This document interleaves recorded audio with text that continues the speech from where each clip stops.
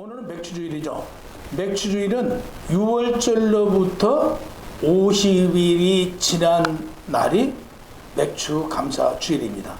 그래서 상반기 대부분 이제 6월을 지나고 7월 첫 주가 이제 맥주 감사 주일이죠. 그래서 맥주 감사 주일은 봄에 뿌린 첫 열매를 하나님께 감사함으로 드리는 날이기도 하죠. 그래서 먼저 가장 좋은 걸로 하나님께 드리고 그리고 나서 우리가 소산물로 먹기 시작하는 그런 날입니다. 맥주 감사 주일을 우리가 77절이라고도 합니다. 77절이라는 뜻은 6월절을 지난 일주일, 일주일이면 7일이잖아요. 7일 곱하기 7번을 지난 그 다음 날. 77에 49 더하기 1, 50일이잖아요. 그래서 77절이라고도 합니다. 세 번째 추수감사주일이죠. 여러분들이 잘 알다시피 이제 이때 되면 농부들이 그 밭에다가 씨앗을 뿌리죠. 이 뿌린 씨앗을 거두는 절기가 추수감사주일인데요. 가을에 이제 그 수산물들을 거두어서 가장 좋은 것으로 가장 먼저 하나님께 드리는 날이기도 합니다. 이때 우리가 가장 좋은 것으로 하나님께 드리고 있는 것이죠. 이때 드리는 걸 우리가 밭에서 난 소작물만 하나님께 드리는 게 아니고 우리의 마음과 정성을 함께 드리는 날입니다. 종교개혁자 마틴 루터는 신자와 비신자를 구분하는 데 있어서 감사하는 마음이 있는 자와 감사함이 없는 자, 다시 얘기해서 지나온 과거에 대해서 감사함이 있는 자는 신자고요, 감사함이 없는 자는 비신자, 비신앙인이라고 말합니다. 여러분, 우리 기독교는요, 가장 먼저 하나님께서 나를 만세전에 택하셨다는 사실이에요. 하나님께서 나를 만세전에 택하셨잖아요. 그리고 하나님께서 택하신 나를 이 땅에 보내주셨어요. 내가 내 부모를 선택할 수 없었어요? 내가 선택하지 못한 부모에게 태어납니다. 그래서 오늘 여러분들이 이 자리에서 예배를 드립니다. 예배를 드리기까지 우리의 선택권은 없었다는 사실이에요. 이게 하나님의 섭리예요. 우리가 우리 마음속에 감사가 없고 사랑이 없는 자, 사랑의 본체는 하나님이세요? 그러면 우리 마음속에 사랑이 없는 자는 하나님이 자정하지 않고 그 내면에 하나님이 없는 거잖아요. 이걸 원합니다. 우리 마음속에는 누가 계세요? 하나님이 우리 마음속에 계시잖아요.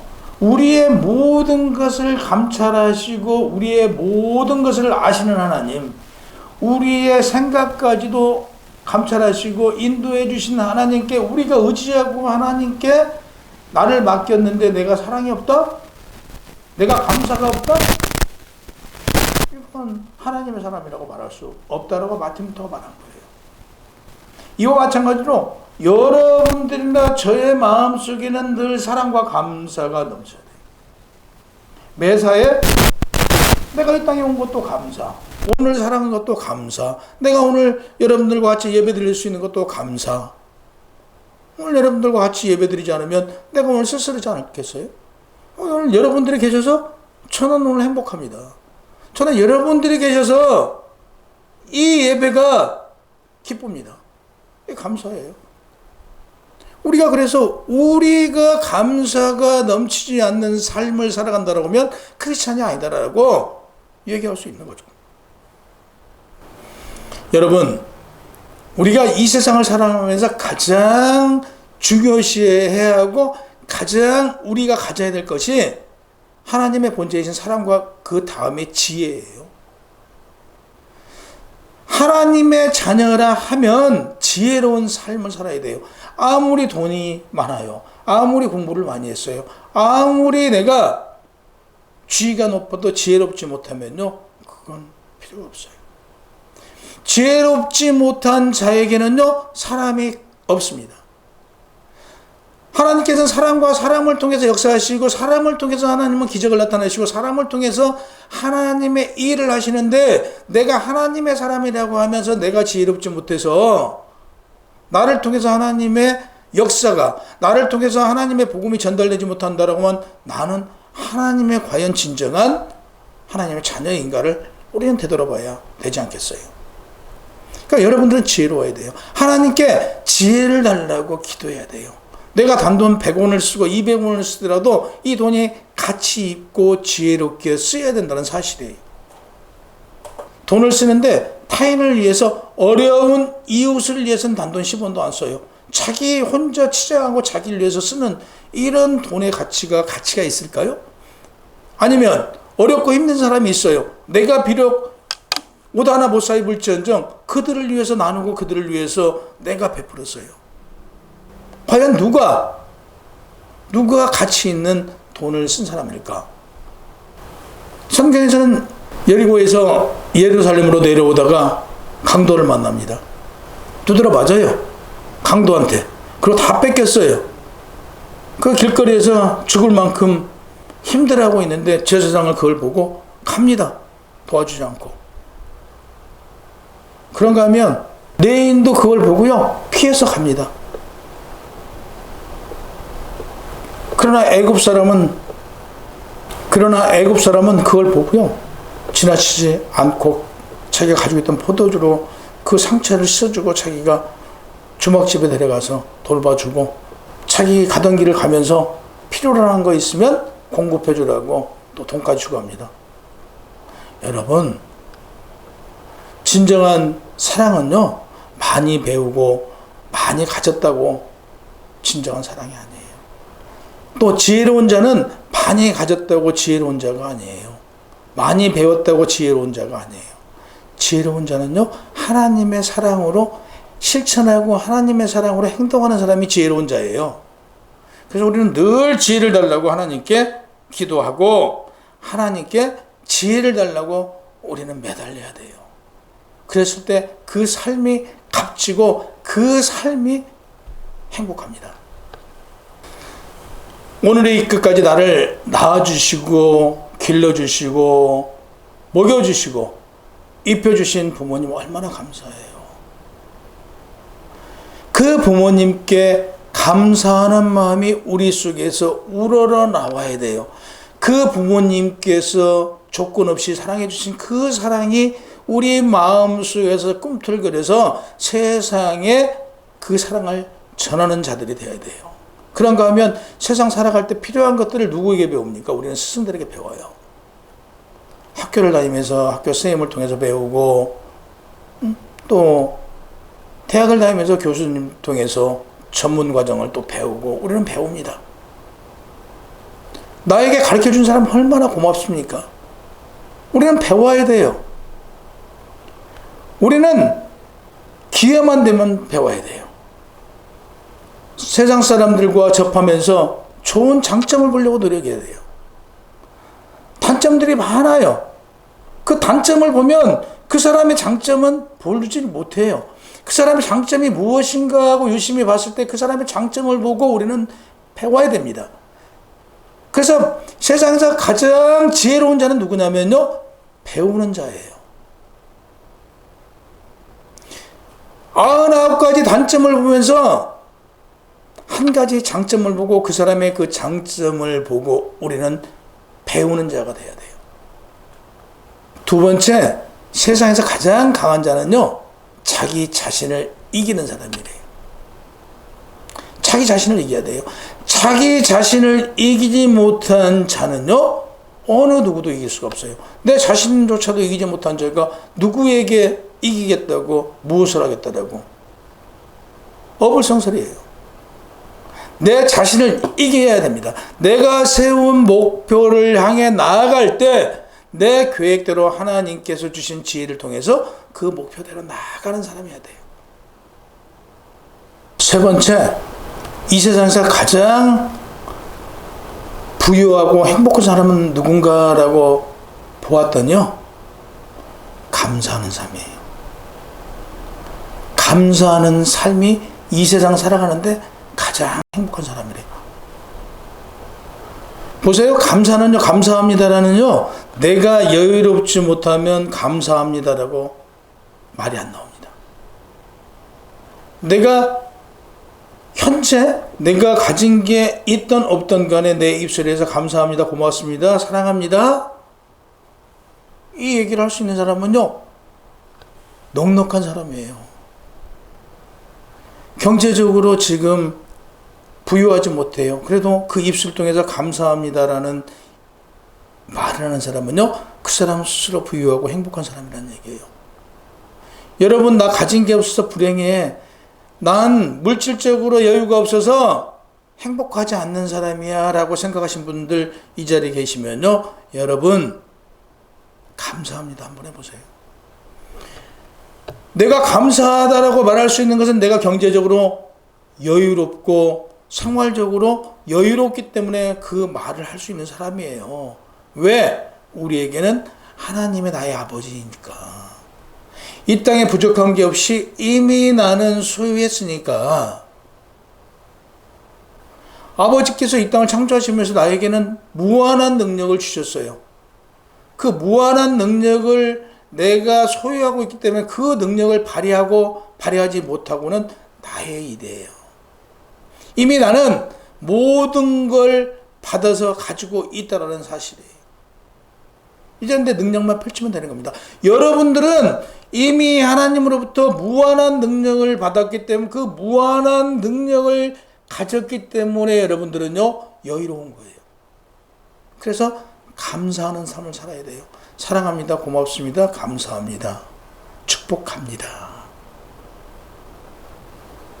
여러분들은 그런 삶의 주인이세요.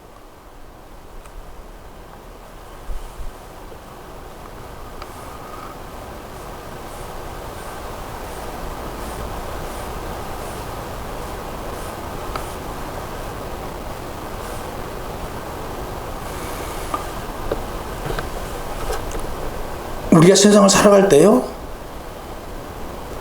불만과 불평이 많으면요, 우리 삶 자체가 불만스러운 삶이고요, 불평만 하는 삶이에요. 하지만 우리가 감사하는 삶을 살면요, 모든 게 감사하고 내 스스로 행복해요. 여러분, 감사하지 않고요, 불만과 불평만 하는 사람들 속에는요, 하나님이 임재하실 수가 없어요. 그 안에서 우리 하나님께서 그 자리에 자정하시고 계실 수가 없어요. 왜요? 여러분들 불평 불만인데 어떻게 사랑이신 하나님이 그 자리에 계실 수 있겠어요? 하나님이 떠나간 그 자리에는요, 사탄 마귀가 자리할 수밖에 없고요. 여러분들은 하나님이 떠나간 이후에는 여러분들은 어떤 삶을 살아가느냐? 사탄 마귀의 종이 되어서 살아갈 수밖에 없어요. 그래서 우리는 우리 입술 통해서 늘 감사가 나와야 되고 우리 입술 통해서 늘 사랑이 나와야 돼요. 물론 구약의 성신은 떠나고 신약에 와서 성령은 우리 속에 임재하기 때문에 특별하지 않는 한 우리 안에서 떠나가지 않고 한번 자정하시면 영원토록 우리를 버리지 않으신 성령님이신 것은 저와 여러분들 너무 잘 알아요. 그러나 보세요. 성령 하나님께서 우리 안에서 역사하실 때 우리가 성령의 사람이지, 성령께서 우리 안에 계시지만 그분이 역사하지 않고 우리가 세상적으로 너무 치우쳐져 있어요. 죄 속에서 살아가고 있어요. 하나님께서 역사하지 못하세요. 처음에는 아가야 하지 말아라, 하지 말아라, 하지 말아라, 하지 말아라. 안 들어요. 네 마음대로 사세요예요.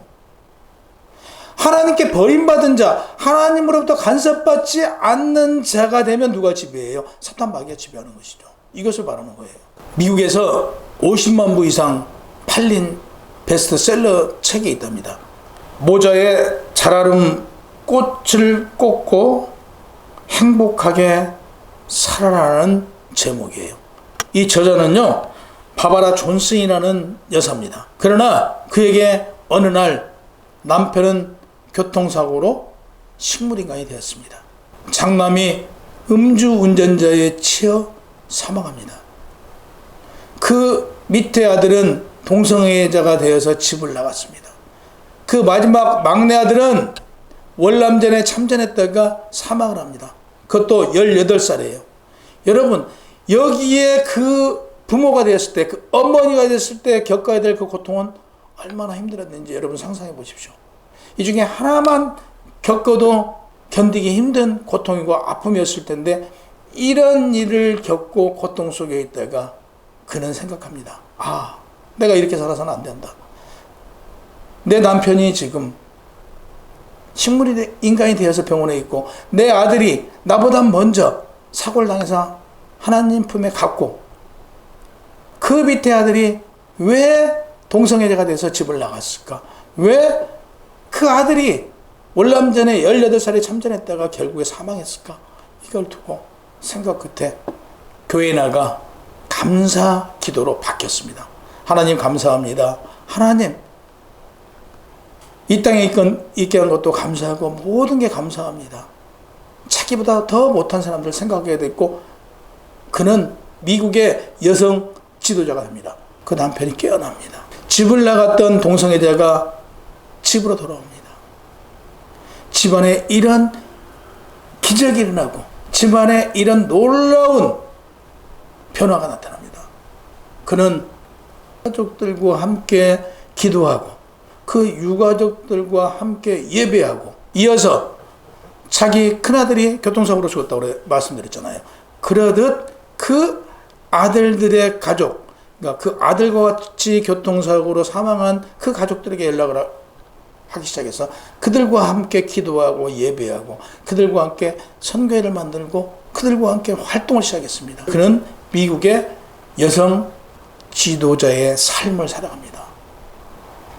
여러분 가정 문제, 여러분 개인의 문제, 저 역시 이런 문제를 딛고 오늘에 있었습니다. 우리가 이런 문제들을 감사함이 없다라고 보면요, 마틴 루터가 말했듯 결국에 마귀 사탄의 종이 되어서 살아간다라고 보면 그 마음 속에는 감사가 없겠죠. 그러나 보십시오. 이와 같이 감사하는 삶을 살아가는 자에게는 하나님의 역사하심, 놀라운 역사가 나타난 것입니다. 오늘 예배드린 여러분과 저는 지난 과거 우리가 어떤 어려움이 있었어도 그 어려움을 통해서 여러분들이 오늘 이 자리에 설 수 있었던 것이고, 그 어려움을 겪음으로써 여러분들이 더 단단한 믿음의 자녀로 거듭날 수 있었다는 사실이에요. 그래서 지나온 과거에 대해서 우리는 감사하고, 지나온 과거에 대해서 더 많은 감사와 기쁨이 되고, 그 지난 세월을 통해서 내가 있었음을 다시 한번 고백하고 하나님께 감사하는 여러분이 되셔야 된다는 사람. 오늘 이 자리에서 예배드린 여러분과 저는 하나님께서 만세전에 선택하시어 선택받은 자들입니다. 우리에게 고통을 통해서 하나님께서는 우리가 감당할 수 있기 때문에 하나님께서는 그 많은 고통을 주고 더 성숙하게 만들고 하나님과 더 가까이 다가오도록 인도하고 있다는 사실입니다. 우리의 고난과 고통과 아픔이 있을 때는 더 많은 감사로 하나님께서 왜 나에게 이런 일을 주셨는가를 깨달아 하나님께 다가가면서 하나님으로부터 문제를 해결받을 수 있는 지혜를 얻고, 그 지혜를 통해서 하나님께 더 나아가서 더 큰 하나님의 도구로서 하나님의 역사하는 역할을 담당하는 여러분이 되시기를 주님의 이름으로 축원합니다.